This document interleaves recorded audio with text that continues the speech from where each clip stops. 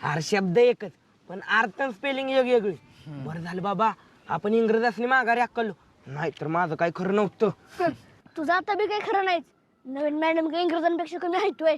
हो तर काय, असल्या फाड फाड इंग्रजी बोलतात ना, आणि मराठीत अर्थ मी सांगत नाही.